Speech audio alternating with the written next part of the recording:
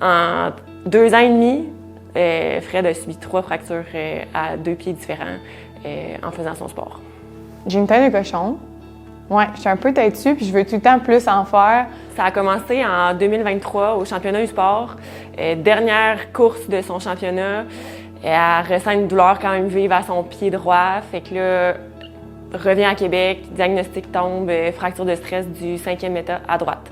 Première botte, honnêtement, c'était comme la moins pire. Tu sais, j'avais eu une bonne première saison d'athlétisme, changement de sport, ça se passe super bien. Fait qu'on dirait, je me disais, crime, ça fait aussi partie du sport, les blessures. Février 2024, douleur au pied, l'autre côté, pied gauche. On investigue, fracture de stress au 3e méta. Fait que là, on revient en botte, on revient en béquille. Finalement, 2e, tu sais, c'est un peu moins drôle. Tu sais, là, ça fait comme 2 fois que tu essaies de revenir. Une fois que tu connais le processus de rehab, j'ai l'impression que ça te tente encore moins de le refaire. Puis, encore une fois, mois de décembre, elle rentre dans mon bureau, puis elle me dit « Pat, j'ai mal au pied ».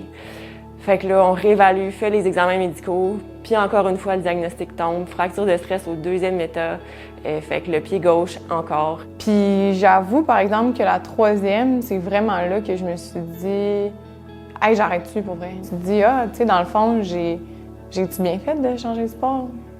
Je devrais-tu retourner au volley? » Dans le fond,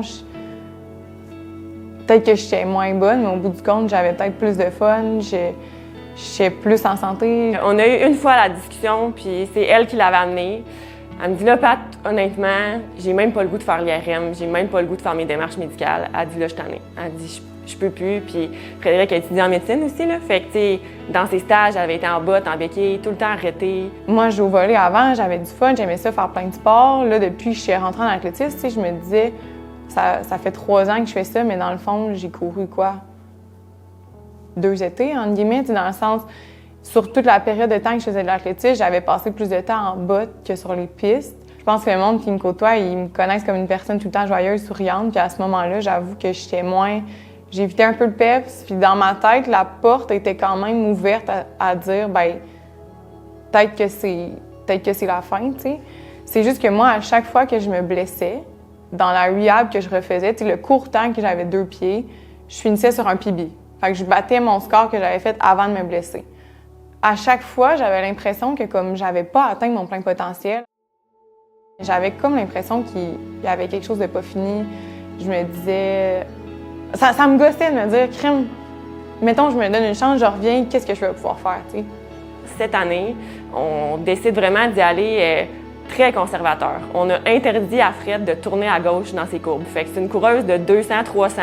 Donc, ce qu'elle fait, elle, c'est de la vitesse dans ses courbes. Et là, on a décidé avec son entraîneur Sylvain que c'était terminé. Elle ne tournait pas à gauche pour l'année au complet, pour être sûre de protéger son pied. Finalement, moi, j'ai eu ma meilleure saison d'athlétisme l'été passé avec cette stratégie-là.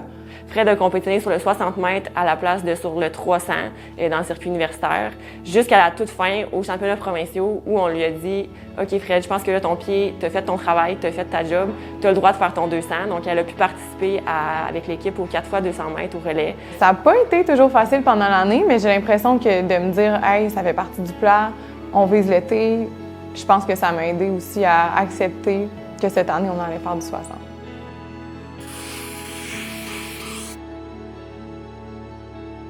Une fois que tu es rendu là puis tu fais un petit retour en arrière sur crime, là, à peine 1 an, je suis en béquille, puis je lâchais l'athlétisme.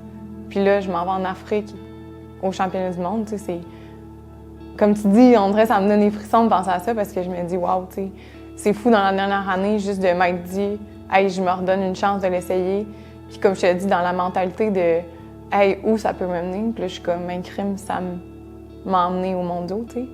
De l'énorme fierté, puis vraiment aussi, j'étais tellement soulagée pour elle que finalement, après toutes ces années de difficultés, de résilience, de persévérance, elle réussisse à accomplir ce qui lui tenait vraiment à cœur. Fred, je tiens à te dire un énorme bravo pour ta résilience, puis particulièrement pour l'attitude que tu as eue tout au long de ta réhabilitation. Il y a, je pense, pas une journée où tu n'es pas rentrée en me disant « Bonjour Pat » avec un gros sourire. Puis à chaque fois que je te traite, c'est un plaisir de travailler avec toi. Je pense que tu as démontré énormément de persévérance, de courage dans tes dernières années. C'est pas terminé, on le sait que t'es toujours à risque parce que on a des antécédents, il faut gérer l'entraînement. Fait que je te dis, continue, lâche pas, vise haut, continue d'y aller pour tes rêves. Puis je pense qu'en équipe, on va être capable de réaliser des grandes choses.